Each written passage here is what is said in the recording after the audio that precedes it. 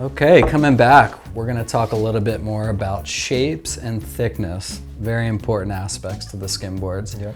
Let's start off with the tails. One of the things that you notice most about a board when it's got a different tail. Traditional. Yep, traditional pintail. Mm-hmm. So this is obviously a staple, right? I ride mostly pintails.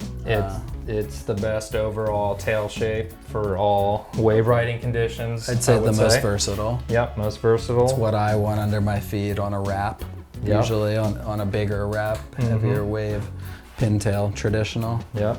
The fishtail, looser, I've always thought. Yeah, it will be a little looser. So we use the fishtail in conjunction with typically like alternative skim shape. So if your pintail is the traditional shape, these would be considered, an alternative.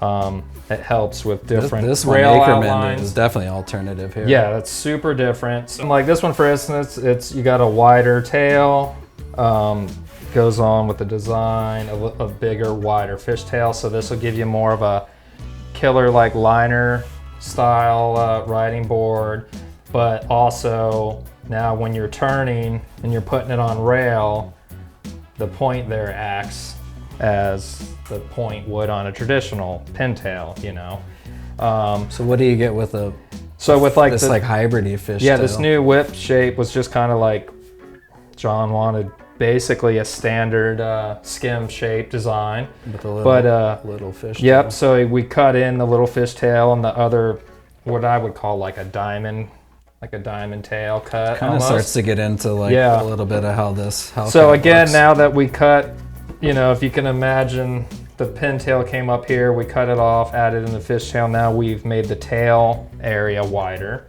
So again, like a little more of a gas pedal per se under your back foot, little like freer brake off the wraps and off the lips and stuff. But now it cuts in here, so it gives you a little like a rail line brake. And then, the little fishtail to kind of like help give you a little bite and stuff. Keep in mind, everything's just about feeling and riding something different versus like, we know this is tried and true. A lot of these other designs are tried and true for their intended purposes, so everything's about, different riding styles, different feels on the wave, Certain things are better in certain conditions. Yeah, so let's move on to some of these other alternative shapes that we have here. We've got the Hellcat, which is kind of like between a diamond and a squash tail. And a squash tail, yeah. So the Hellcat was created like with just like a liner board in mind, like sliding far out, a little bit wider design. This has a little more width up towards the Yep, a little more width too. up in the nose and the midsection. And then the tail, I kind of was just envisioning like a skateboard. I wanted it to have a skate feel. What does that feel like? Does that feel more like a pin or more like a fishtail? It'll feel a little more like a fishtail, but looser. For Looser? Sure. Looser than the fishtail. Like the tail will want to break free more. That's good to know, because I always think this is going to be your loosest. Yeah, well, it's like, if you put this one on rail, your point's going to grab and it's going to give you a little bit of bite and a pivot point. Where there's not much bite here. Not as much bite as a fishtail if you're really like leaning in and putting it on the rail. All right, while we got this one out and we moved on to talk about the noses, let's talk about that. This one's definitely got a pointier nose. Yep. And the Prowler here has a wider nose. Yep. So talk about the difference between that and what you're gonna get with a fuller nose versus a pointy nose. Fuller nose, you're gonna get a little more forgiveness, like pumping. That's what I like. Yep, a little more forgiveness, stability, especially like landing tricks. Seems like on smaller waves, the fuller nose you get a little more out of them. For sure, you're getting more mileage out of it, especially in smaller waves or weaker waves. You get a little more float. You can pump a little bit harder. If you need to. It's not gonna want to like bite and sink in.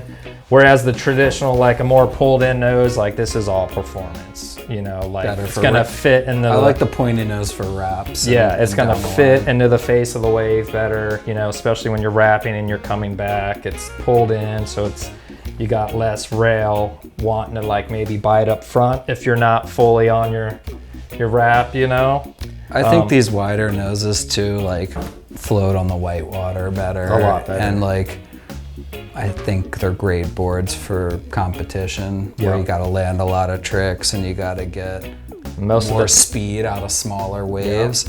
The fuller nose really helps with Yeah. that, in my opinion. And most of the time, contests don't have the greatest conditions and waves, so it's kind of a, have an alternative board in your bag is always good. Yeah, and I think the pointier nose, like if you're heading to a West Coast contest or like a Mexico contest where you'd want to have that, Yeah, for that sure. pointy, knife in your quiver. Yeah. Let's talk about something that's kind of between these two. And when I think about something between the fuller nose and the pointy nose, I think of the fuse.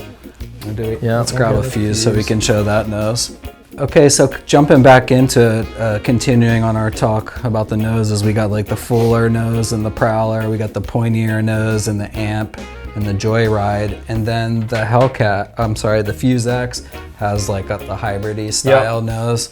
This is probably what we would call our hybrid shape in the Zap lineup. Yeah, it's a bit of like the traditional like performance shape, just kind of like blown up, filled out, inflated a little bit.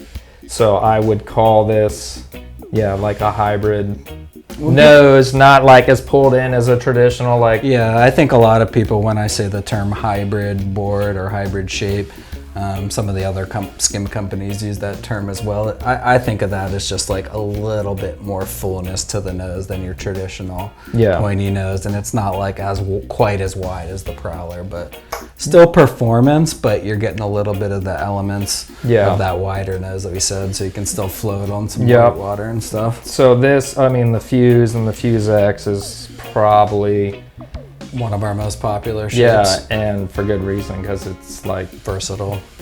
I mean, it's great for everything. So Yeah, East if you had to Coast, pick West one- Coast, international guys ride the Fuse everywhere. Yep, a lot of our pro riders prefer the Fuse. So last but not least, I want to talk about board thickness. It is important. Yep. A lot of your float and maneuverability relies on the thickness, responsiveness. Yeah, feel of the board. We have a few boards in the lineup that are extra thin, half-inch thick, and you're holding one of those. That's a Zap Freestyle. The Freestyle. So I'm holding this. This is an example of a half-inch thick board, and this one's unique because the rails are turned up. Sorry to interrupt you, but I just wanted to point out that the rails turn up on this board. Yeah, no, it's the ultimate like sand sliding board, because there's no hard edge on the bottom to bite and like suction down to the sand. And then it's also like on this particular board we went half-inch because it is so wide. So like all your float technically and like stability is in the width. It's in the design of the board. So we make it thinner, and that helps give it some sensitivity. So when you slide out into the water, it will still bite, dig the rail a little bit, help you grab the water and turn. And it's also real poppy. So like the kids are trying to throw some tricks on this. The thinner boards tend to like pop out of the water a little better. Responsive for a little kid. So only a couple boards in our lineup. The really small ones are half-inch thick, extra responsive for the little guys. Yep. And then we move into 5/8 thickness. Like 5/8 thickness, or 5/8 thickness will be 5/8 all the way through. Continuous 5/8. 5/8 nose to tail. And again, the 5/8 would be more like performance minded. Waves that are closer in. And or like in like a board Heavier. like the Prowler or the Hellcat, an alternative design where it is wider. Then typically we go with the 5/8 to help keep that Good compromise. performance. So you can still get the float and maneuverability with the 5/8 board. And I would say, and I don't know if you've experienced this, but I feel like the 5/8 boards tend to feel a little faster. Like off the get-go when you get on, they got a little more like zip. They definitely are a little like more responsive and snappier on your tricks. Yeah, for sure. So then we move into 3/4 tapered. Three-quarters. That's not tapered. Don't grab that No. one yet. All right. So 3/4 tapered. Let's talk about tapered. A lot of people don't really know what that term means. True. Tapered refers to the thinning out of the board in the nose and tail. Yeah, towards the nose and the tail. So the tapering is referring to it thinning out towards the nose and the tail, which 3/4 tapered. Like the Joyride XR here will be 3/4 in the midsection, and then we start to thin it out towards the nose and the tail. So that's kind of the best of both worlds. You got the 3/4 up here in the center of your board where you're gonna get your float, and then thin it out. So you got your tail sensitivity, and then to even it out, we thin out the nose. So the board is balanced versus just having like 3/4 from the nose all the way here and then just thinning out the tail, which you can do. Popular option for a lot of riders, so you can still have a little bit, like you said, the best of both worlds. Yes, this is the best of both worlds, float and responsiveness and rail sensitivity in your tail. So what if you want maximum float? Maximum float, you're gonna wanna go 3/4 continuous All the way through. And we offer that in the Fat Cat. And like the Fat Cat, and also I believe the Fuse and Fuse X, we do a continuous 3/4 inch. So maximizing the float, getting you out to those far waves, you know. And also the extra thickness in the foam will make the board feel a little stiffer, harder to bite the rail, dig rail. Holds up the big guys, stay on top of the water. Stay on top of the water. More. You know, you don't have to be a big guy to get the 3/4 continuous. There's a lot. I might try it this year just because I'm getting lazy and I don't like to run as fast. I mean, there's a lot of, you know, lighter weight riders that prefer 3/4 thickness because like they're just on top of the water, they're floating, they're planing. It'd be great on a weak liner, you know? Yeah.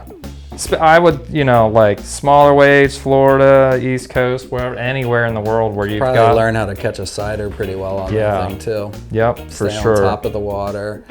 Maybe for somebody that's less of a pumper and just wants to cruise. Yeah. Fat Cat, extra thick board. So again, thick, float more, thin. More forgiving. Thick's a little more forgiving. Yep. 5/8, the thinner boards, the 1/2 inch that we do in the smaller beginner boards, a lot more maneuverable. And if you want the best of both worlds, you go tapered. 3/4 tapered. Yep. Hopefully that helps you guys out. I know that was a good recap for myself. Thanks, Steve, for coming out and breaking that down for us. Well, thanks for having me. If you have any other questions, feel free to DM us.